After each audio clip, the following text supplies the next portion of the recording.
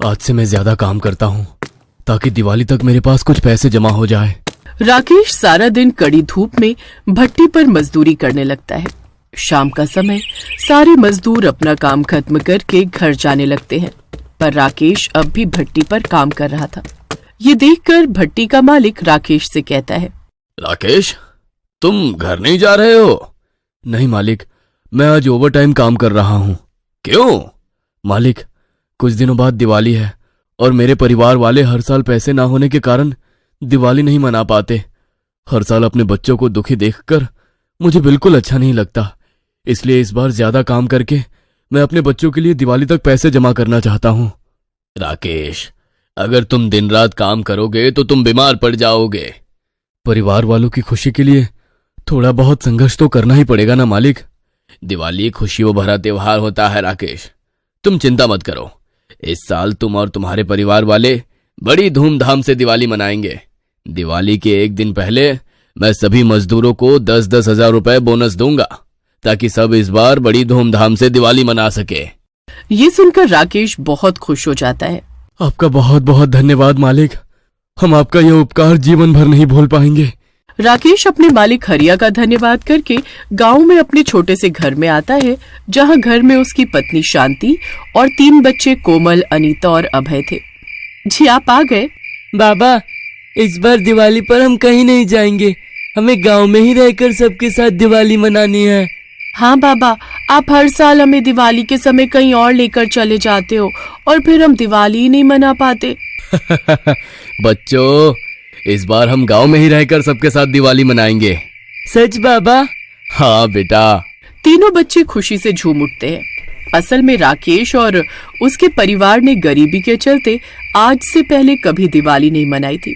जब भी दिवाली का समय आता था, राकेश पैसों की कमी के कारण अपने परिवार को लेकर गांव से कहीं और चला जाता था और दिवाली खत्म होने के बाद गांव आ जाता था। जी, आपने बच्चों से झूठ क्यों कहा?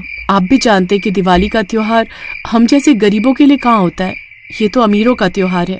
इस बार की दिवाली हम जरूर मनाएंगे शांति। कैसे मना पाएंगे हम दिवाली? आपकी कमाई तो बस हमारे घर में ही खर्च हो जाती है, तो हम बिना पैसों के कैसे दिवाली मना पाएंगे? अरे मालिक ने कहा है इस बार वो दिवाली से पहले सबको 10-10 हजार रुपए दिवाली का बोनस देंगे, तो हम सब उन्हीं पैसों से दिवाली मनाएंगे। सच? हाँ शांति। राकेश की कमाई बहुत कम थी। वो सालों से हरिया की भट्टी पर मजदूरी करता आ रहा है। हर साल गरीबी के चलते वो दिवाली पर पटाखे, मिठाई ये सब चीजें नहीं ला पाता था। बहरहाल गांव में सब दिवाली की तैयारियां कर रहे थे।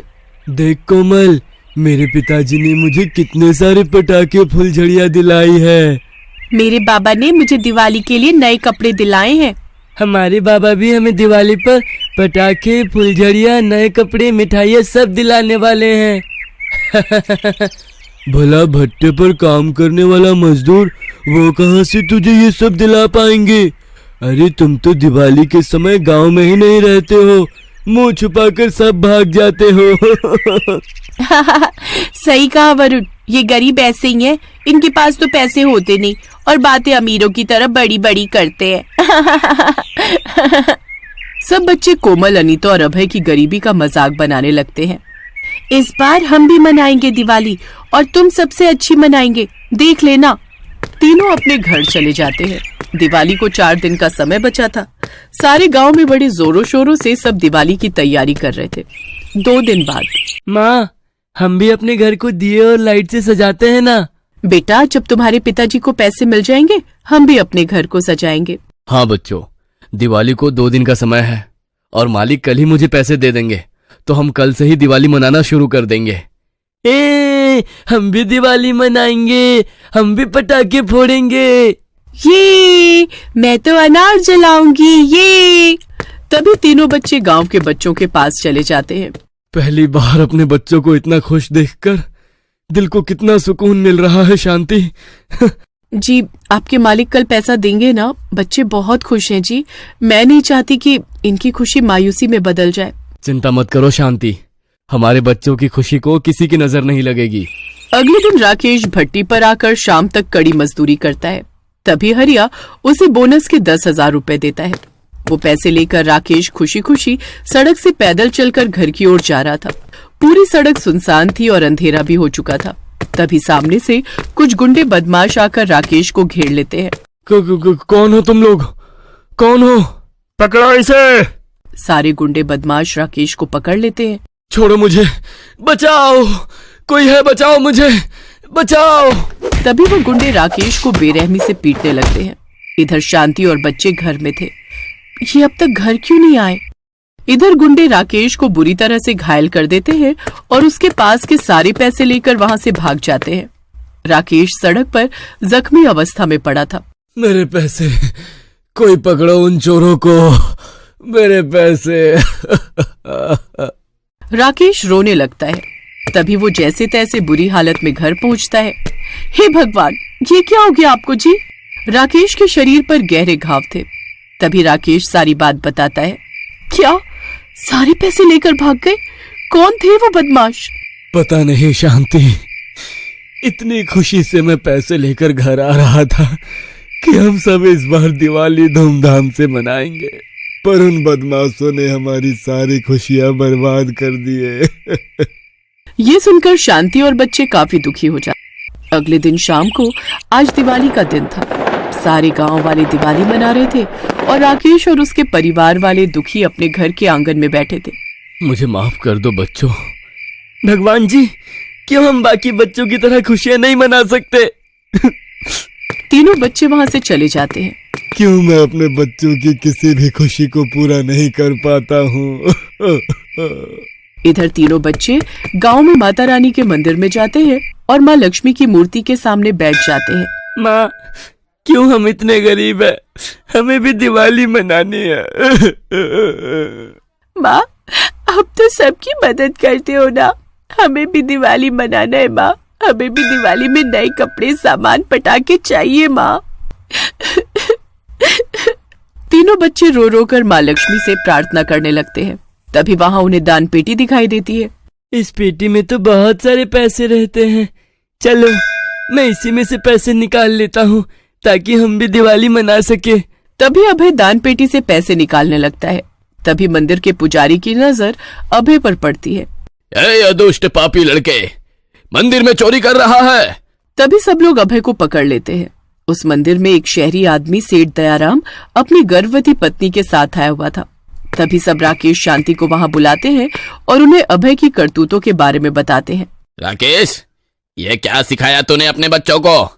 तेरा बेटा सरेआम मंदिर में चोरी कर रहा था। अभय, तू पैसे क्यों चुरा रहा था? अरे कैसा पिता है तू जो अपने छोटे बच्चों से ऐसा काम करवा रहा है?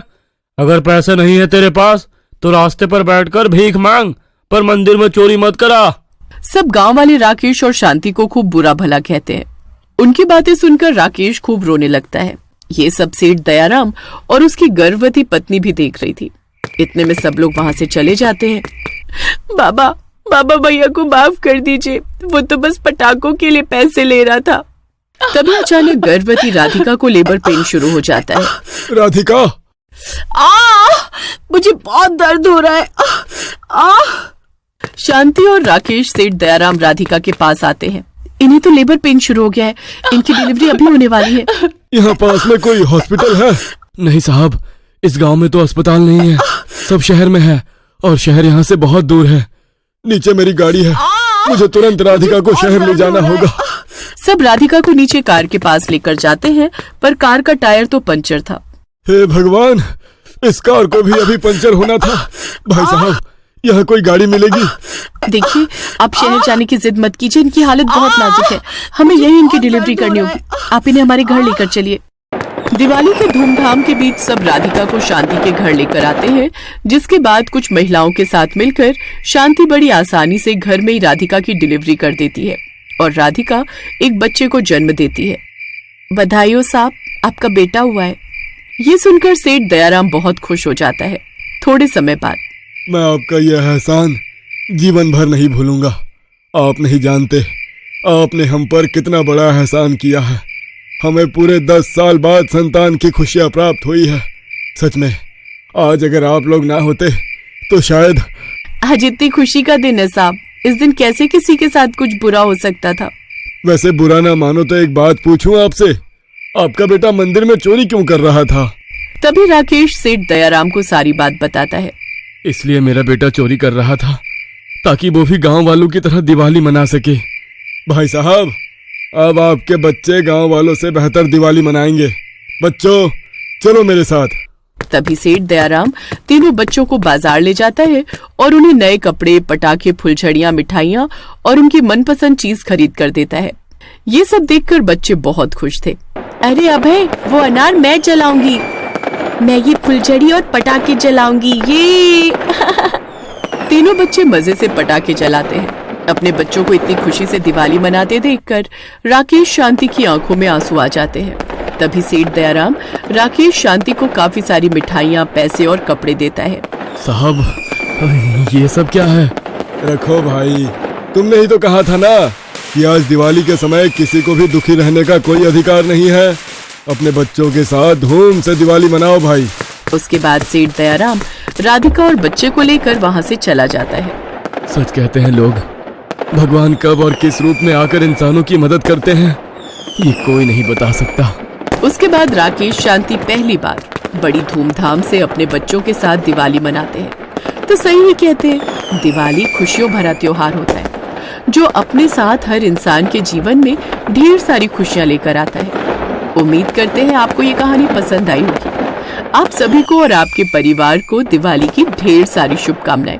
इस बार की दिवाली आप सबके जीवन में भी ढेर सारी खुशियां लेकर आए, यही हमारी मनोकामना है।